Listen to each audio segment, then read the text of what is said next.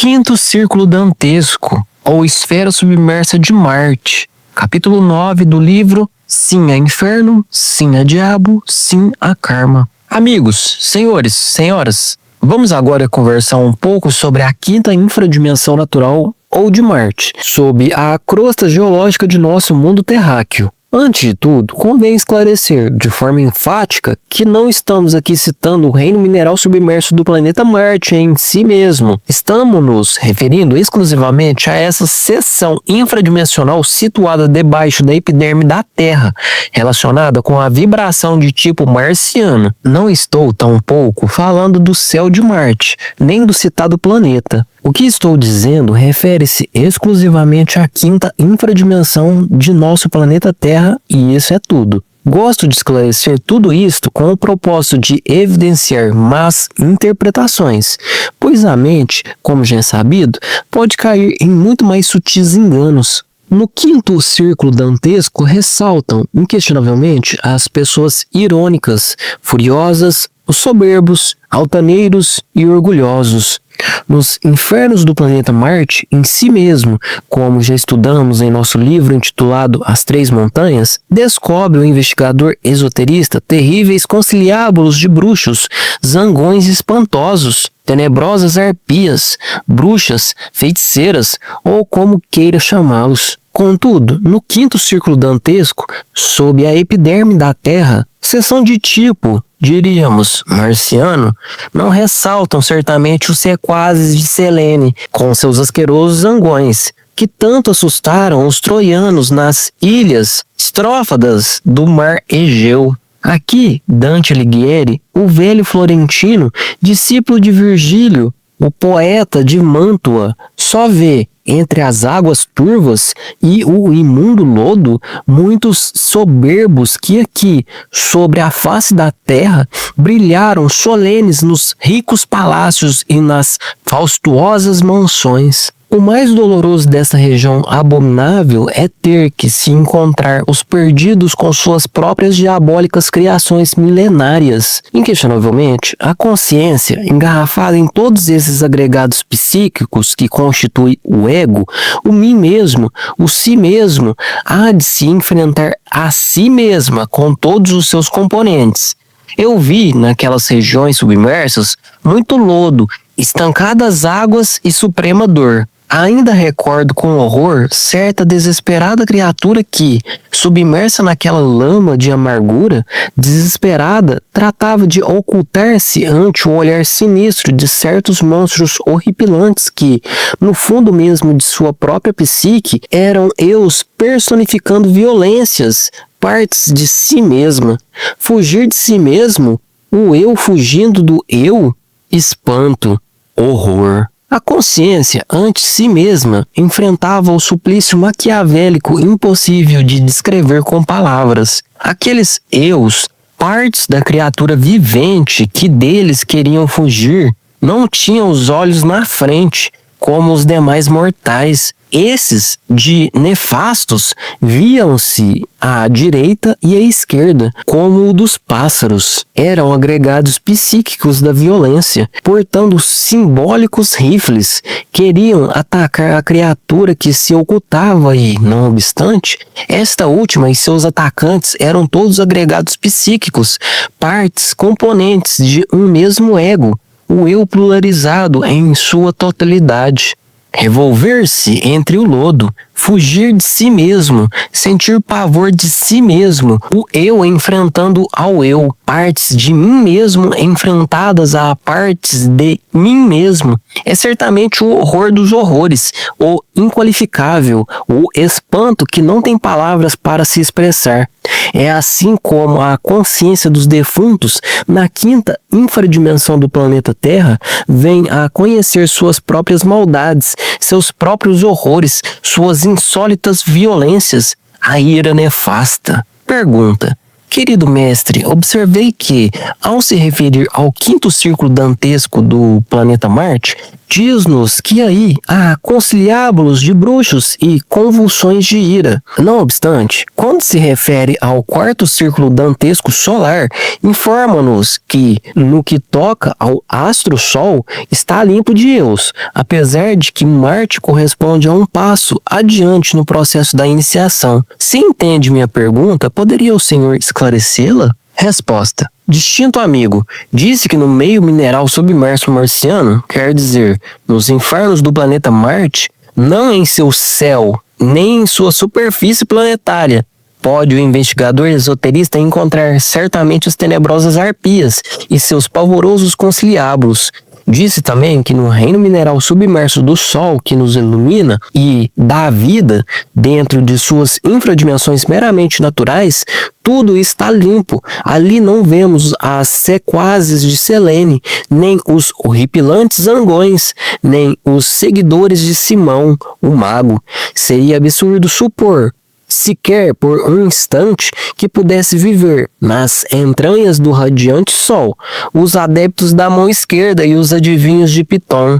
É ostensível que as vibrações solares destruiriam, aniquilariam de imediato qualquer criatura impura. Repito o que antes dissera: no sol somente podem morar solenes os espíritos solares, os seres inefáveis que estão mais além do bem e do mal. Pergunta: diz o senhor que, na quinta infradimensão do organismo planetário, uns eus enfrentam a outros e que também a consciência enfrenta a esses eus, terrivelmente malignos por sua natureza iracunda. Significa isso que a consciência é um terceiro em discórdia, que forma parte do mim mesmo? Resposta: distinto senhor, sua pergunta é importante e com o maior gosto nos apressamos em esclarecer. Antes de tudo, é urgente saber que o ego, o eu, o mim mesmo, o si mesmo, não é algo individual. Certamente o ego é um conjunto de agregados psíquicos. Estes últimos podemos denominá-los também eus. Nosso tal eu é, pois, uma soma de pequenos eus briguentos e gritões que levamos dentro. Se a estes denominamos demônios, não cometeremos erro específico definitivo. Analisando cuidadosamente esta questão, podemos chegar à conclusão lógica de que tais eus demônios personificam claramente nossos defeitos psicológicos. Eu os convido, senhores e senhoras, a compreender concretamente que cada um destes eus diabos leva em seu interior certa porcentagem bem definida de nossa própria consciência. Na quinta infradimensão natural de nosso planeta Terra, resulta que a consciência se enfrenta a si mesma, se autoconhece, vendo-se com muitos olhos de diversos ângulos, de acordo com cada um de seus eus. É indubitável que a consciência trata de fugir de si mesma, de seus próprios defeitos representativos, de suas próprias criações diabólicas. Nada agradável resulta para os defuntos tratar de fugir de si mesmo, sentir horror de si mesmos, tratar de ocultar uma parte dos terríveis e espantosos olhares de outra parte ou partes de si mesmo. Quero ajudar de alguma forma a todos aqueles que me escutam, valendo-me, desta vez, de um símil muito exato. Aqui no México, na entrada do castelo de Chapultepec, temos o Salão dos Espelhos. Os visitantes se veem em cada um destes cristais de forma completamente diferente. Alguns espelhos destes descompõem nossa figura, fazendo-nos parecer como gigantes de outros tempos. Outros nos dão o aspecto de insignificantes anões. Aqueles, o de rechonchudas figuras deformadas, delgadas e horripilantes. Outros deformam nossa imagem, fazendo-a surgir como pernas e braços monstruosos, etc, etc. Imaginai por um momento que cada uma dessas figuras fosse algum de nossos eus, viva personificação de nossos erros. Que seria de todas essas criaturas dos múltiplos espelhos, partes do si mesmo, do mim mesmo, do ego que levamos dentro? Se, horrorizadas, cada uma daquelas quisesse, cada qual independentemente, fugir das outras. Nós, convertidos em todos esses múltiplos eus, cada uma de nossas partes espantada de cada uma de nossas partes, cada horror espantado de cada horror. Esse é um suplício pior que o de Tântalo. Eis aí, pois, a tortura no quinto círculo dantesco. Certamente, senhores e senhoras, o ego que levamos dentro é constituído por milhares de demônios eus que representam nossos defeitos psicológicos. É ostensível que tal enxame de diabos controla a máquina orgânica aqui, no mundo físico, e não guardam concordância alguma entre si. Todos eles lutam pela supremacia. Todos eles querem controlar os centros capitais da máquina orgânica. Quando algum deles governa por um momento, sente o amo, o chefe, ou único. Não obstante, depois é destronado e outro passa a ser o chefe. Agora vos explicareis, senhores e senhoras, o motivo pelo qual todos os seres humanos estamos cheios de íntimas contradições. Se nos pudéssemos ver num espelho de corpo inteiro, tal como somos, sentir-nos íamos horrorizados de nós mesmos. Este último é um fato concreto na quinta infradimensão natural do planeta Terra. Não obstante, na citada região tenebrosa, o espanto é ainda mais cru, mais realista, a tal ponto que cada uma das partes foge sem consolo, espavorida, tratando de ocultar-se de cada uma das outras partes. A consciência dividida em múltiplos pedaços, horror do averno, mistério, coisas terríveis das trevas de Minos. Ai, ai, ai. Pergunta: ainda que seja evidente que esta quinta infradimensão natural de nosso planeta Terra é muito mais densa em material que as anteriores, quisera o senhor explicar-nos que elementos são característicos de sua densidade? Resposta: cavalheiro, amigos, certamente o quinto círculo dantesco resulta mais denso que os 4 anteriores devido à sua composição atômica. É de saber que cada átomo da quinta região submersa leva em seu ventre 480 átomos do sagrado Sol absoluto. É evidente, pois, que a quinta região submersa resulta muito mais grosseira que as anteriores. Por conseguinte, o sofrimento é, ali, maior. Milhões de condenados habitam nessa zona da Terra, pessoas que se ferem mutualmente entre si, blasfemos que maldizem o eterno Deus vivo, pessoas cheias de ódio e de vingança, soberbos, iracundos, impetuosos, assassinos e malvados. Todas essas pessoas creem que vão muito bem.